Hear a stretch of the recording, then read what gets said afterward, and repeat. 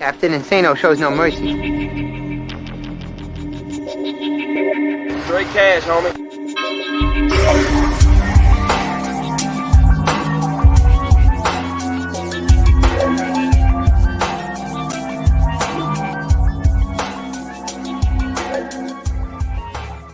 Hold on to your butts.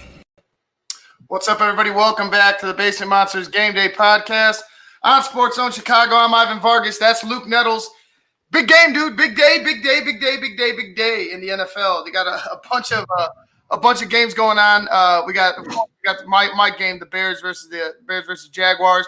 Then we got another big game, Indianapolis and Pittsburgh. They need to figure it out. They need to figure it out quickly.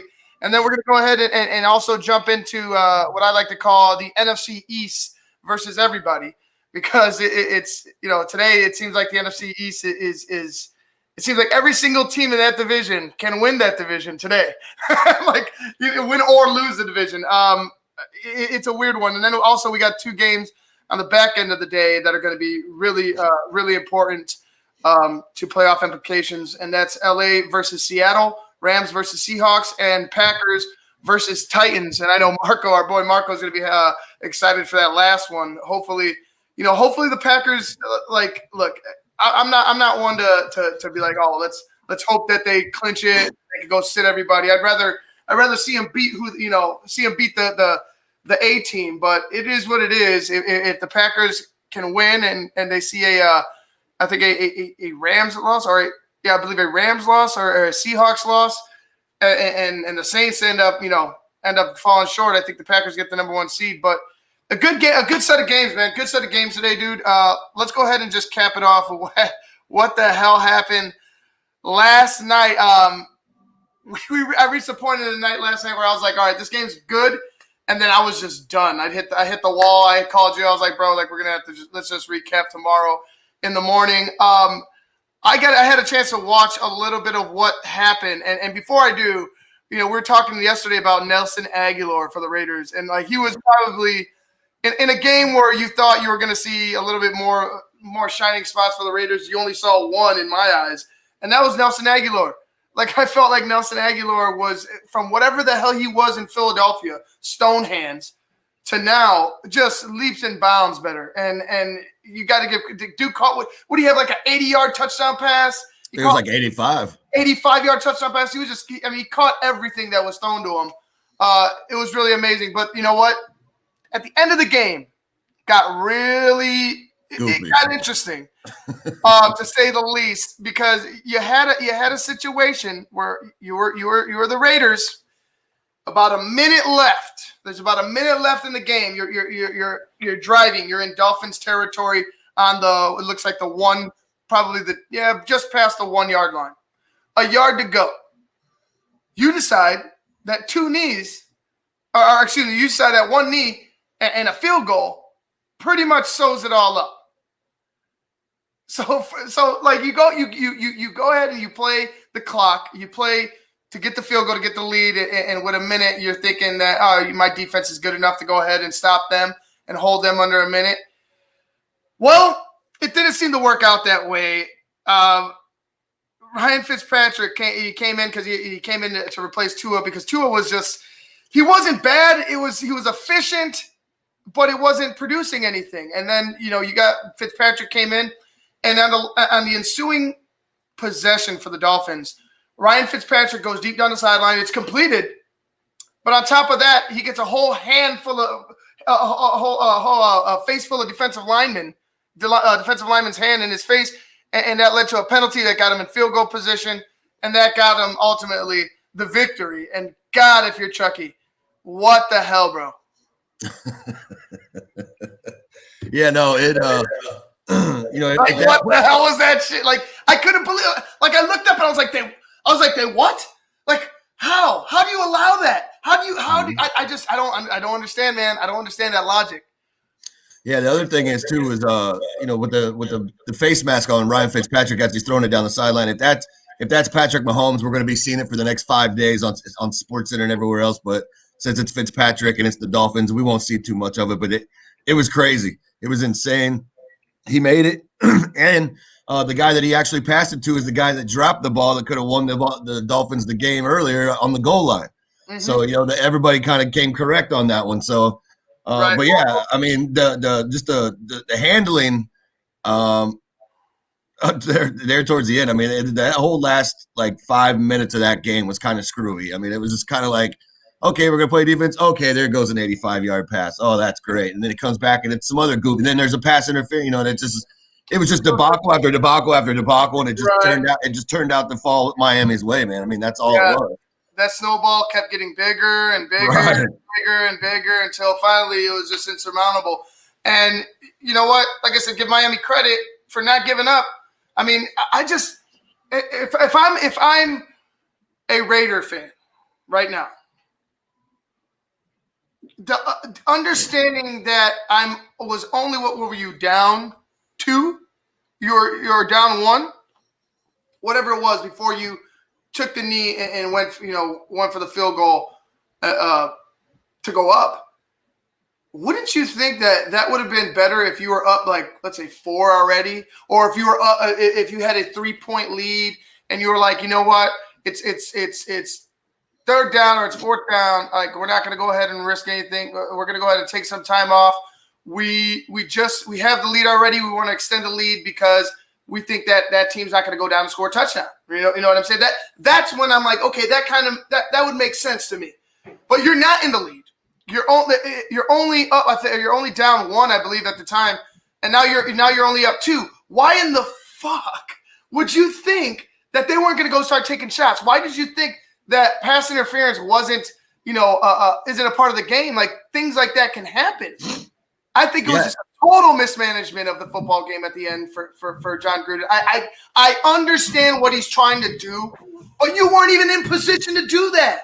You weren't. Right. You had no iron fist. Oh, you had no points in hand. You were down, and you weren't down. It wasn't like you were down by the slimmest of margins, and it wasn't like you went in and scored a touchdown, and now you're only going to be up 6. Regardless, you're up 6. They have to score a touchdown.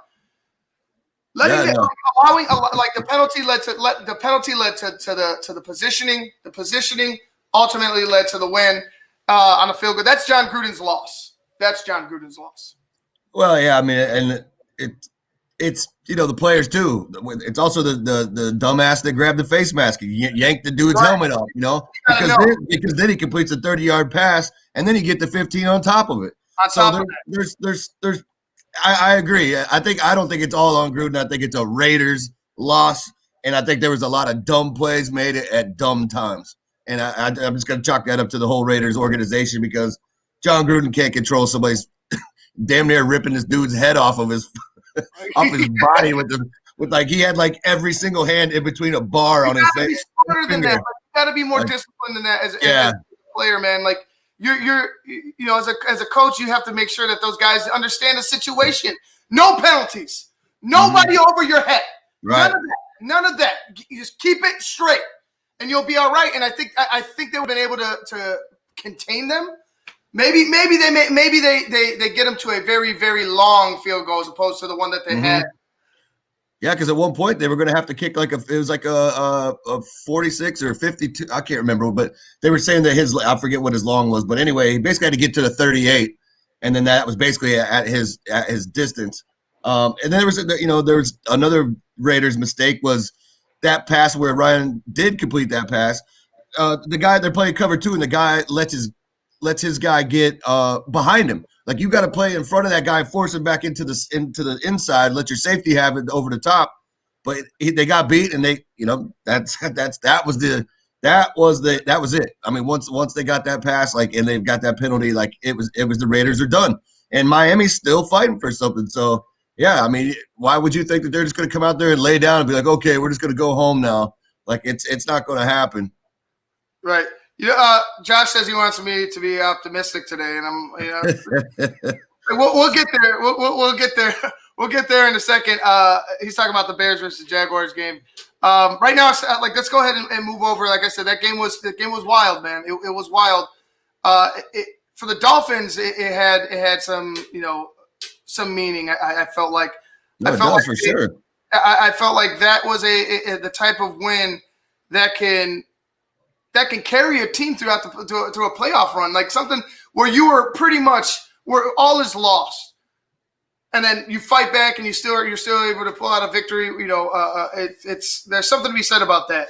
But let's move on to another game, another important game, and that's important for the Pittsburgh Steelers. The Pittsburgh Steelers coming in at 11-3, and the Indianapolis Colts coming at 10-4. See, the thing about this is you saw the Pittsburgh Steelers go on an 11-0 run. You saw them dominate for a little while. The defense is still dominant, it's still number one in the league. I don't care what anybody says. The facts are facts. The offense and the quick and sudden, downfall of Ben Roethlisberger's play, I think is why the Pittsburgh Steelers are going to end up losing. They're going to have a quick exit in the playoffs. I really believe it. Ben used to be the guy that could get hit, shed a block from a linebacker, a 300 and something pound D tackle, and still make the ball, throw the ball down the field to Hines Ward or Plaxico or whoever they had. Santonio. He's not that guy anymore. Even when he's in the pocket, his arm doesn't look like it has any type of zip. Ben Roethlisberger's old, and he got old real quick. There's his body, the way he's in shape. It doesn't look like he's been keeping himself in shape to be a Tom Brady, a guy that's going to be there for the long run into his 40s. You know what I'm saying? Like, I think Ben's best years are done, way behind him, and I feel like could be one of those years where Ben's going to have to make a decision. But going back to the game at hand with the Colts, man, I feel like this is a game that the Colts are going to steamroll this defense, where the defense finally just is done, is cashed. You know what I'm saying? We saw one of those with the Bears against the Green Bay Packers. I think this might be that game because you have a running game, you have a unit in the offensive line that's scary, and you have a plethora of running backs. One in Jonathan Taylor that I think is going to be a great running back in this league, and he could just continue to churn his legs and eat yard after yard after yard after yard on the Pittsburgh Steelers, and then they could go plug in another guy that could hit you on the outside, hit you in the passing game, and they can hit you in the passing game with all their running backs. So it's going to be a handful for that defense, especially if they're on the field consistently. Yeah, and that's the caveat of the game. That if the Steelers cannot convert on third down, their defense is going to be dead tired and they're going to get smoked. If they're able to get off the field, hold Rivers, there's some 3 and outs, they give themselves a better chance. There was a lot of drop passes too on that Steelers game. Wasn't just Ben, some of it is on Ben, but when he's getting the ball there, they got to make those catches count. I know that Deontay Johnson went out last game, so we'll see where he's at today. But they need a win, and they need a win in a big way because they do not want to be playing this kind of ball headed into the playoffs. Because you don't want to be going to the playoffs hoping for something to happen. You need to have things happening before you get there so you can continue and build on those things. And the Colts are the Colts. They got a good defense. They've got a good running backs. I love Michael Pittman. Yeah. I think that's probably one of their best pickups since Peyton Manning, probably. But Michael Pittman's a stud. Taylor's a stud. Nyheim Hines is quick, good hands. If Marlon Mack was there too, man, we'd be talking about a 3-headed back, which would be even scarier. But the Colts defense, man, they're good. So, like I said, I think the game today will be one on the fact if the Steelers and Ben Roethlisberger can convert on third down, because if they're not converting, they're hurting. Yeah, that's true. I trust the Colts offense more. That's how I see it. I trust the Colts offense more than I trust the Steelers offense. I don't. Part of me is like they are a passing team, so they will take deep shots. So they're going to get – it's not going to be a game where they don't get past the 50. But it's going to be a game where maybe you don't have these sustained drives. You don't get into the red zone, or you get into the red zone but penalties hold you back, or Ben throws a pick. We've seen how Ben has been late in the games, man. He throws ducks up late in the games when pressure is on. When they're bringing pressure at Ben, Ben's not moving left to right anymore. Ben's a target. Ben's a sitting duck. You need to literally have a clean pocket for Ben to go ahead and survey the field. If you got a guy flying at Ben nonstop, the guy's going to give up the ball. That's who he is now. I mean, he's not Ben of old. He's a Super Bowl champ, 2-time Super Bowl champ. Not that anymore, or not that player anymore. Yeah, and it also makes you question the line too. Because that, like, with the last couple of weeks, we've seen a lot of people getting to Ben. That's right. It's that line that line needs to tighten up. They're sending a lot of guys too, but you're right. Like when it's a straight rush, they've been getting to him. Mm-hmm. When it's a straight rush, they've been getting him. So it's gonna be a tough ride, I think, today for the Pittsburgh Steelers and Ben Roethlisberger. I think they take another loss, 4 straight. I think the Colts are going to end up winning this one. I think it's one on the ground. I think they'll wear out that Pittsburgh Steelers defense. Number 2, it's actually number 2 now. But yeah, I got the Colts in this one. I got the Colts 27-17. Yeah, I'll go with the Colts too, but I'll go 28-21. 28-21. All right, a little bit better for the scoring output. But I don't trust the Steelers offense anymore. Like I thought it was going to be all right. Then you're not, you don't see James Conner in there.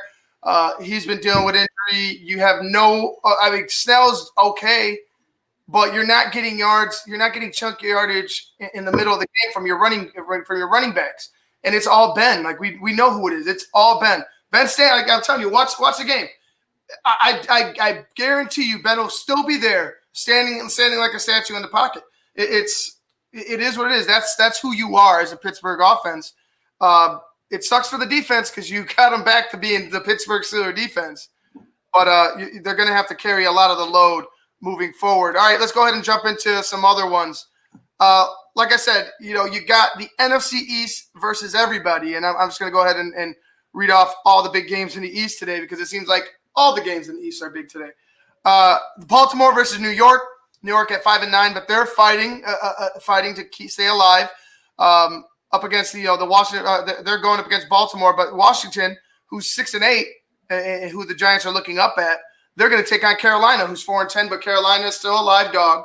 I don't care what I compare Carolina to not so much rushing, but I could compare Carolina to what we said about the Niners yesterday. Mm-hmm. You know what I'm saying? And not that there's familiarity between because they're not in the same division, but they're looking for upset. They're upset minded. There's guys that are trying to battle to keep their position come next year. So you're gonna have a lot. You're gonna have a lot in your hands. I truly believe that with Washington, especially now that you got Dwayne Haskins. Is he suspended? He's not suspended. I don't believe he got suspended, but he had that strip club incident, which is a bro. You get an opportunity to lead your team to the playoffs and be the guy in the playoffs if Alex Smith can't go. And you do and you're breaking protocol. You're out here doing shit that's detrimental to the. Look, it's fine in any other year, whatever. I don't give a shit. Right. But right now, it's detrimental to the team because if your ass gets COVID and they test you for it, everything gets shut down. Who's gonna play quarterback? Right. Who's gonna play quarterback? So it was really a bonehead move by Dwayne Haskins in my eyes. And then you got the scumbag bowl. The Dallas Cowboys versus the Philadelphia Eagles. Just ugh. I look forward to seeing Jalen Hurts. I'll say that about this game. I would like this if this was Dak versus Jalen Hurts because I think Jalen Hurts. I'm not going to go ahead and put him in the Hall of Fame, but I think he's underrated. And you saw what he did last week. You saw how he's quickly trying to become a leader on that team, at least vocally. We saw him getting the guys riled up before the game. We've heard a little bit from him, but I would like this matchup next year if Dak is still around in Dallas and Jalen Hurts is taking a step in his progression at quarterback. I look for this game moving forward. I look for it to be a entertaining type of game. It's like I'll compare it to Kyler Murray and Russell Wilson. Yeah. I mean, that's the NFC East is the NFC East. I mean, we knew this a long time ago. We were probably going to see somebody claim the division at 7-9. Yeah. And it could have been any one at 4 games ago. Could have been any single one of those teams. But yeah, I think the Giants and the Redskins have pulled away. I think I'm sorry, not the Redskins, the Washington football team. But I think those are one of those two are going to be the one to take it away. Daniel Jones, if he could get back, I don't know if he's playing today or not. I read something about him. I wasn't sure if it was. I'll look up the injury report. But Daniel Jones is playing. I give the Giants a good shot. But Washington's just got that defense, and I feel like they can generate enough offense and to hang with the team, and then let their defense grind out the other team. So I don't know. I look for the Washington team to go ahead and take the division, and then they get in the playoffs, and then playoffs are crazy. You never know what could happen, and they could be a big upset. You got the guys that are out for the Ravens and the Giants so far. We still got time. Something might come up. Mm-hmm. Jimmy Smith, cornerback for the Ravens, he's out with ribs and shoulder, and Golden Tate is out with a calf. Daniel Jones is questionable with a hamstring ankle. So is Darnay Holmes with a knee, and our guy, the guy that we liked, for some reason, we just have this liking to him, Blake Martinez in New York. I think it's because we know he's a really good linebacker, and Green Bay screwed up. Thank you, Green Bay, right. for that. But I feel like he should have never moved. If I were the Green Bay Packers, I wouldn't have let him go. I would have never let him go. But yeah, those are the injuries. The injury report for the Giants and the Ravens game. Like I said, just Golden Tate. Daniel Jones looks like he's questionable, but how bad is it? How much do you want to win? Like, do you want to be in the playoffs? Like, is it I'm injured or are you hurt? You know what I'm saying? It's that situation. So Daniel Jones, if you're just hurt, you better get your ass out on the football field and try to win us a football game against the Ravens, who are struggling in their own right. And I think that defense for the Giants is fast enough. I wouldn't say fast enough to keep up with Lamar, but fast enough to contain Lamar and let him try to beat you with his arm. I think that New York Giants defense is pretty good. I don't think that they're all world, but they're pretty good. They're good enough to beat a Ravens team today. I'll tell you that. And then the other game, like you said, Washington against Carolina. Washington just needs to win. That's all they got to do. They just need to win. And I think they clinch, and I believe they clinch the division unless they lose next week. So yeah, they just got to win out. Washington just has to win out, and they got it pretty much sewed up. It's going to be. I don't want to say that this is an upset in the making, but I think it is an upset in the making. I think the Carolina Panthers are going to come out and give Washington all they got. Moving on to the last game in the East, that Cowboys-Philly game, real quick. This is what I'll say. The Dallas Cowboys fought back because I thought they were going to go 3-13. They look bad. Some of the games that they have lost, even they could have won. You know what I mean? There was a couple games early in the season with Dak that I thought they could have won. And then this is a whole different story for the Cowboys. But it is what it is. You're at 5-9 going up against the Philadelphia Eagles, 4-9-1. The Eagles are looking like they're going to be moving on from Carson Wentz. The Cowboys are looking like they have some decisions to make with Dak going into next offseason. And for me, I just feel like the best decision for both teams is make sure you lock up that quarterback position. Make sure if you're going to move on from Dak, Dallas, move on from Dak and be done with it, so you know what the hell you're doing. But if you're not, sign him quickly. Make sure he's all right. Make sure he's healthy and good to go, and get him signed, because the Eagles might have something with Jalen Hurts. I'm not gonna lie. I'm not gonna lie. He's not a world beater, but man, just the way he came out, just the way he carries himself, the way he's carried himself in college, the way he is as a pro. I mean, I could see success with Jalen Hurts in Philadelphia. It's just all about if Dallas wants to, do they want to continue being this, big D? Do you want to keep being that? Or do you want to go ahead and figure out what the hell's wrong with your franchise? Because it just seems like every time you have these, every time you have it on paper, everybody's ready to crown you paper champions. Even me, I was ready to put him in a Super Bowl this year with the Colts. And I feel like if Dak was there, I think it's a different story. You know what I mean? I truly do. But since Dak isn't there, it's not that. And Dallas they really have to look in the mirror and say, what got us winning Super Bowls? Nasty offensive line play. You have Zeke still for a little bit. He's not getting any younger. So you're gonna have to find a way to stack some linemen and reinvent kind of who you are. Because I don't think you should have Dak passing 50 times. I don't like quarterbacks passing 50 times a game. You have other players on the football field. Use those guys as well. I'm talking about your running backs, your tight ends. You could use your fullbacks. There's so much you could do running the ball. Passing the ball, you're just giving opportunities to the defense. The more opportunities the defense has, the more times they see you, they're going to get you sooner or later. This isn't, the game isn't perfect. There's no perfect player in the game. So for me, it's you got to build up front and then move forward. If you're Dallas and if you're Philadelphia, don't put too much pressure on Jalen Hurts. But in the offseason, man, see what pressure he puts on himself and see what he can handle, see what he can take, and then move forward. Because you don't want to throw him in there and be like, oh, he's going to be the guy moving forward next year, and all of a sudden he just shits the bed this offseason. Which I don't think that's who he is. I don't think that's who his character is at all. But don't let him slide. Don't let him falter. Because I think he's on the right. I think he's going to be a decent quarterback in the league. He probably will, but it won't be in Philadelphia. Hell no. Who the hell's he got to throw to? Who's he got to throw to? They did have Nelson Aguilar. Yeah. They still got him. They just changed his number and put Jeffrey on the back of his jersey. What are you talking about? Oh, yeah, that's right. Dude's a bum. Didn't even have his first catch of the year until week 10 or something crazy.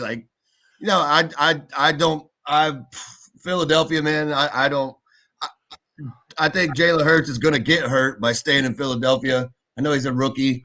I don't like when quarterbacks come in and they just play with these teams and just have hardly any talent around them. And then it hurts them, man. It hurts them. I mean, you got exceptions. You got exceptions like, Matt Stafford. Some guys come in and still thrive with what they have. But some of these guys like David Carr got murdered. There's just guys that come in the league and just have no talent whatsoever except their self. And they suffer because of it. And they never recover.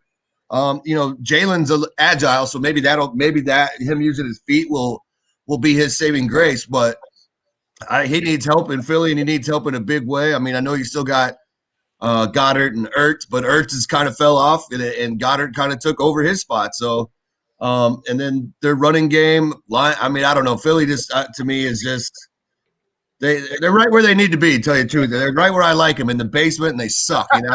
There's nothing that makes me happier than saying I hate Philadelphia. Philadelphia sucks. They're watching the Eagles be trash. There's nothing that makes me happier than watching the Philadelphia Eagles underachieve. Right, and then the other insane thing about this game is this may be a firing and a hiring game for Carson Wentz, because if Dak Prescott moves on, maybe they bring Carson Wentz to Dallas, and so he may be getting fired and hired from Dallas. You never know. It's all going to depend on that Dak situation. I know Carson's also been linked to other teams like Indianapolis, but I don't know. I mean, Dallas is if you're Dak, what else? I mean, what else could they give you? I mean, you basically they already made their move and showed their hand. They don't want to pay you the big contract. So it's do you stay or do you go? Yeah, we said this before, Luke. And I truly believe we're on the right track. Dak was betting on himself, bro. I feel like he knows he was snubbed because of what he was like. Who else is out there that's better than Dak? There's very few guys that are better than Dak Prescott. You're talking about him being a top 10 quarterback. He is a top 10 quarterback, in my mind. What he was doing in the first half of the season with the team that you see now, I mean, you got to say he's a top 10 quarterback. He made everything work. So for me, I felt like that was a big snub. That was a big slap in the face to him. You have to – trying to bet on yourself means all right, I'm going to prove your ass wrong. There is love lost. There has to be some love lost there. For sure. Because you've given up your body to this team so far. You know what I mean? Like you worked your ass off from being a 4th-round draft pick to being a starter to trying to constantly bring your team, keep your team in the conversation. Like, what more did Dak have to do? He had to win you a Super Bowl for you to believe in him? Like, right. What more did he have to do? Like the Super Bowl isn't won by more than one team a year. You know what I'm saying? Like, you can't just expect him to have done it when you. In my opinion, you haven't had the team that has been ready to do that, to make that Super Bowl run. On paper it might look nice, but when it goes out on the football field, you start to see, the flaws. And some of the flaws are injuries. Like, some of the flaws are guys not staying on the field. And I don't want to be like, you know what? Oh, this guy sucks. But if you can't stay on the field, it's not that you suck. It's just you're not available. Right. You're not there. So injuries have gotten the Cowboys. It's gonna be a wild one, I think, this offseason. It's gonna be again, Dallas is gonna be talked about. Obviously the big one is Dak, if they can re-sign him, but it is what it is. Like Jerry needs to understand, bro, that you need to go ahead and start building back on these lines, because you got all the talent in the world, at the skills. Build the offensive line back. Start finding defensive players and go from there, because they need a defense bad. Yeah, because I was just going to say that, because you have been gouged to death this season on defense. But let's go ahead and get to the last 2 games. Well, actually, we haven't covered the Bears and the Jaguars yet. Let's go ahead and talk about Seattle and the Rams. This is a big one in the West, and we talked about the West being the most competitive division for the past 15 years, something like that. Like it's any game in the West coming around now probably has playoff implications in recent years, and this one is no different. You saw the Rams and the Seahawks have some good battles last season, trying to scratch and claw their way into the playoffs, and this season is no different. I like this game. I like this matchup with the Rams and the Seahawks. The Seahawks defense is still the Seahawks defense, although it's probably they've made adjustments. They've gotten a little better, but they're still they still can get got. We saw what happened when they faced the Bills and some high-powered offenses with some guys that could go over the top on you.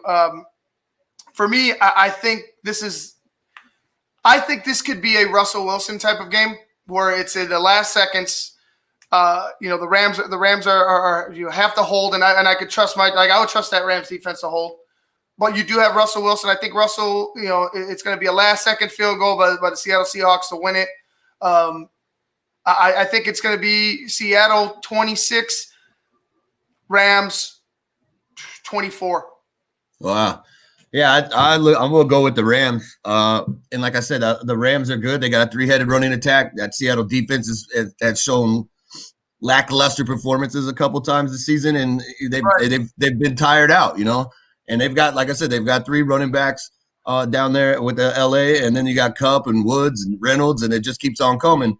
I think the Rams are pissed. I think they're upset that they lost last week, and I think they come out to prove something. And I'm gonna tell you what, this game is gonna simply come down to DK Metcalf and Jalen Ramsey. That's it. Whoever wins that battle, that team will win. I was just gonna talk about that matchup, DK versus Jalen. You got physical. It's going to get physical. It's going to get nasty. You're going to see some John. You're going to see penalties. You'll see a lot of laundry. A lot of penalties. I think DK's going to get him, though. That's my thing. I think DK's going to get him. Jalen Johnson is probably the best cornerback in the league. Honestly, I mean, you have Stephon Gilmore. I'm sure he has something to say that, but all around, he could do everything. He could do everything. Like Jalen Johnson. I mean, not Jalen Johnson. Ramsey. Jalen Ramsey. I'm thinking about our guy, Jalen Johnson. Hopefully he could be Mr. Everything. But Jalen Ramsey, I would think if he filled out more, he could come into play strong safety. He could come down. He could come down and nail somebody down low. Jalen, he has a lot of talent.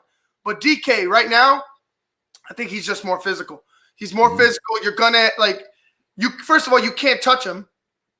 And he can run like a 4.3, 4.2, like the guy can fly. You can't touch him. He's built like a brick shit house, and he's really, really good. I think it's going to come down to that. If Seattle could stay on the football field as an offense, stay on the football field as an offense. Long, sustained drives are going to be the key because, like I said, your defense isn't that good to keep allowing the Rams offense to get on the football field and try to score points. You have to score points of your own as well as take time off that clock. And, run. Use all the clock that you can in order to minimize the game because the Rams could blow you out. If your defense isn't ready, the Rams could probably blow them out. But this is a division game. We talked about it yesterday in the West, right? Talked about the Niners and the Cardinals. Same thing. These teams know each other. The familiarity is just you don't like. Like I said, I don't like seeing teams in my division in the playoffs. You know what I'm saying? It's because you know each other. I don't like that. Like I'd rather the unknown and work from there, and then I'll be able to adjust in the game. Here, you know everything. Here, now it comes down to plays and which player is better. And I think right now, I think on offense, the Seattle could probably match up skill wise. Maybe not so much in the running game, but definitely in the passing game. But as far as defense goes, it's the Rams, tenfold. Like the Rams are just way better. I think that I still think that it's going to be a Russell Wilson magical comeback late in the game to win it for the Seahawks. I really do. Okay. I'm gonna go with the Rams. I'm gonna say the Rams put up 36 and Seattle puts up 20. Ooh, a blowout. I don't think Seattle's ready for an angry LA Rams because they are not happy that they lost to the Jets. They've been laughed at, they've been made fun of. They're the butt of the joke. You know what I mean? And I think they're ready to prove that that was a fluke. And now you're gonna hear us roar or whatever it is. But like I said, it's gonna come down to those DBs and those receivers like that Jalen Ramsey. And that may be a thing that leads to a lot of points too. Is like we may see a lot of deep downfield pass interference both ways. It could go offense and take the ball backwards. It could be defense and take the ball forward. So those penalties today are going to be huge, and especially because a lot of them are going to be down the field. So you got to keep your eye on that, man. And like you said, it's a division game. They know each other. They could likely turn around and see each other in 2 weeks from now, if they both make the playoffs. And then, you know what I mean? It's just like, damn, you get tired of seeing the same faces sometimes. You're like, get out of here. This is we run it. But it's going to be an interesting game, man. But I just feel like that run in attack wears down that Seattle defense, and then they just go over the top. I can see it. I can see it, dude. Like I understand why you're doing it, and you're not wrong. I just feel like. I feel like today, after a loss like that, an embarrassing loss like that, it could go one or two ways. It could go your way, like you're saying, where the Rams, step up to the plate, but it could also go the way where it's like, all right, here comes Seattle, and you're still, that those thoughts of losing are still lingering. You know what I'm saying? Now it's like, oh man, we just lost to the Jets. Now we got to face this, the team that took our spot. You know what I'm saying? It can be weighing, but it's all about stepping up to the plate. It's all about wanting to be a competitor. And my ass is going to beat your ass this Sunday. That's what it is. So, going on to that last game, the last game for today, before we talk about the Bears, Green Bay, Tennessee. I got the Green Bay in this one. I don't see how the Titans do enough on defense to stop them. I really don't. I got Green Bay 32, Tennessee 24. Wow. I don't think Green Bay's defense can take Derrick Henry for 4 quarters. And I'll tell you what, if you're the Titans, you better come out and start using them early because you want those guys dog tired at the end. So, and then it's going to come down to A.J. Brown and Corey Davis. And, when's the last time we had a Jonnu Smith sighting? It's like, come on, dude. You got to get on. You got to get in here, man. Like, we need your help. It's Ferkser and all these other guys. And it's just like, what happened? Like the first half of the season, first quarter of the season, it was Jonnu. And now it's just like, where'd he go? I just don't think Green Bay is going to be able to run or stop the run of Tennessee. They're going to give up points in the pass game. Everybody does. It's Aaron Rodgers. It's inevitable. But I feel like Tennessee maybe just tire that defense out. It works in Tennessee's favor because if Aaron Rodgers is driving down the field and only taking 3 minutes off the clock scoring touchdowns, you're keeping their defense on the field for a lot longer, and then towards the end of the game, that's going to benefit you because they're not going to be able to stop anything, and you'll be able to catch up a little easier. But I don't know. I'm going to go with the Titans in this one, and I'm going to make it close. I'm going to make it 28-27. All right, cool. I like that. That means it's going to be a tightly contested ball game. I like those. All right, let's go ahead and finish up with my game, the Bears. The Bears. They got an opportunity here that 3 weeks ago, I would have told you you're out of your fucking mind that the Bears would make the playoffs. I would. But now it is what it is. They're here. They're here with an opportunity, and just win. Like, just win. Today's a game. This is a game against this Jacksonville Jaguars team where, look, you could probably have some mistakes, but let's not. Let's not keep them in the game. Let's beat them down in the first half, put the boot to the neck, and just don't let up. Jacksonville's done. They're looking for, like, the guys in the locker room might not be looking forward to it. And I was telling we were talking about this. The guys in the locker room don't give a damn about Trevor Lawrence, but the front office does. You know what I mean? Like the area does. So to me, it's like you pretty much have a team that's like they have no direction at this moment. The direction that they're going is with it. You know, you can find that in the draft next year. But right now, the team has no real direction but to lose so they can get Trevor Lawrence. Don't allow them to think that they could upset you. Don't allow them to be in the ball game. If you're Chicago, you're the more talented team by far, because Jacksonville's been trading off guys left and right, trying to buy losses, if you will. Just boots the next dude. Just run the ball. David Montgomery. Have Mitch rolling out. Tell Mitch, Mitch, you don't have to tell Mitch really much. Hey, just don't make mistakes, man. He should fucking know that already as is. Don't make mistakes that will allow the Jacksonville Jaguars to come back in the game. And I think the Bears. I think they spank the Jaguars today. I really do. I had 40-10 in my prediction over in the Barely pregame show. It can be that bad. It could be worse if they wanted it to. It's just how well do you execute? Yeah, yeah. I agree. I mean, I feel like Chicago probably gets the win in this one. The only thing that really scares me about anything is that Robinson kid. So if that Robinson kid for Jacksonville gets going. He's tough to stop, man. That guy is a good running back. I think that's the one. He's out. He's out. Oh well, then he's out, and Mike Glennon is in. Then there's nothing to talk about. Yeah, you know what I mean. Segment over. Yeah, he's out, and he's out. Mike Glennon's in, and Mike Glennon, Josh is like he wants to see Mitch use all the weapons, and he wants the offense to really start clicking. Yeah, that's how I see. That's how I see it, but I see that for the defense today because the defense has been sluggish in recent weeks. This is a get-right game for the defense.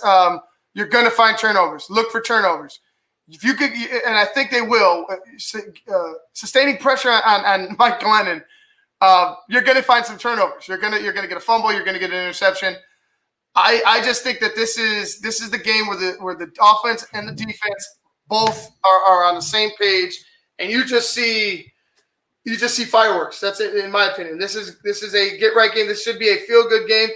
Start feeling good about where this team's going. Feeling good about how your play is, and then you could start. Once you win today, then you can start looking ahead to that playoff matchup next week at Soldier Field because although there's and I understand where people are coming from where it's like I don't think the Green Bay Packers should risk, having Aaron Rodgers and some of their starters out there. Why would they risk allowing a hot team to get into the playoffs? But if also if Green Bay loses today, it may force their hand. You got some other teams coming up behind you. So, but yeah, I'm also going to look in this game. I look for the Bears bag of candy to have a good day today. When I say bag of candy, I mean Eminem, I mean Miller and Mooney. I know Miller's been kind of absent for a while, but I think he shines today. Obviously Robinson's going to do his thing, but I look for Miller to get involved today because I think I think early probably first half is where you're going to see the most damage because in the second half if they're blowing them out like it's just going to be run the ball, run the ball, run the ball. Maybe even Pierce gets 10 to 15 carries today. Who knows? Okay. Just don't come out with victory. Don't come out with any injury. That's what I need. That's all you need, yeah. And then, like I said, then it's on to the next game, and everybody better be on their P's and Q's. But like I said, Tennessee could alter Green Bay's decision a lot today. Because if they win today, they're probably sitting people, I would imagine. If they lose today, I think those guys got to play, and that bodes well or bodes bad for you guys. They don't necessarily have. I know what you're saying. They don't necessarily have to play, but they have a decision to make. Do you want that bye? Like you want that bye. That bye is very, very helpful. So you have a decision. You risk your players getting hurt for the to try to get the win and get that number 1 seed in the bye. Or, do you play it safe and say, we're in the playoffs, we're going to have to win regardless if we don't have home field throughout, the number 1 team might lose. People might drop off. It doesn't necessarily mean that you're going to, the number 3 team if could eventually have a shot at it. But like, I just feel like for the Packers, why let the Bears in? Why let them in? No, that's exactly my point. I mean, like, worst comes to worst. Let's say they do beat Tennessee today, and then they come out. I mean, I put Rodgers in for a half and hurry up and put up 21 points real quick and make the Bears play from 21 down. I mean, where are the Bears? Is it going to be 21-0 at the half? Probably not. The Bears might get a field goal or a touchdown or something like that. But you give them the lead, and then you see what you got with the Love kid, and you probably run Jamal Williams over Jones, and sit down Adams. So I don't know, man. I feel like the game today with Green Bay and Tennessee is a big influencer in their decision of what they'll do next week. So I'm rooting for Tennessee, just because just to help you out, I guess. Yep. But yeah, so I mean, I feel like that's going to be a huge decision. Like I said, it's the decision to sit them or not. It's like I said, if they win, then yeah, I think you sit them all. But if they lose, they can make the decision to say, well, I mean, you're still in second, like you still have a playoff spot. You know what I mean? Like it's, I don't know if risking it even after. Maybe if they lose, I wouldn't be surprised if they only played the starters for a half. That's what I'm saying. Yeah, that's what I'm saying. See if you could go ahead and get a lead and see if that defense. Hey, we may not even be talking about this after today. You never know. I mean, the way the league goes, someone might fall on Rodgers today. And that's it. And he's gone. He's out of the equation. So I mean, there's a lot that can happen, and it gets dicey around this time because that's the fine line you walk as a coach. Do I risk it or do I save it? And I mean that's a tough decision, and it's a young guy, a young guy making that decision over there in Green Bay. And I'm sure Aaron's in his ear, and I don't think Aaron is the kind of guy that says, "Hey, let me sit down." I don't think Matt LaFleur makes any decision without his hand being held. Right. I really don't. I truly don't. He could be a overall okay coach. I don't think he's making I don't think he's the guy that's making those decisions. Totally. I think that I think it's a committee making those decisions up in Green Bay. But anyway, guys, we're gonna go ahead and get out of here. Kickoff is underway. Bears versus Jaguars right now. I got 2 games on Bears versus Jaguars, and then I got the Chiefs and the Falcons. It looks like the Falcons. It's gonna be ugly. It looks like the Falcons. Well, Todd Gurley just caught a deep pass, but it might be ugly. Who knows? All right, guys. Until halftime of the Bears and the Jaguars, I'm Ivan Vargas. That's Luke Nettles. You've been watching the Basement Monsters Game Day podcast on SportsZone Chicago.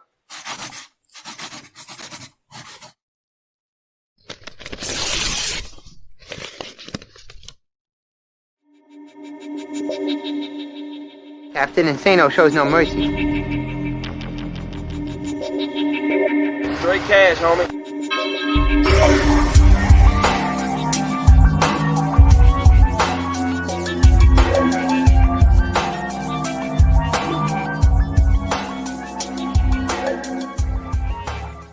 Hold on to your butts.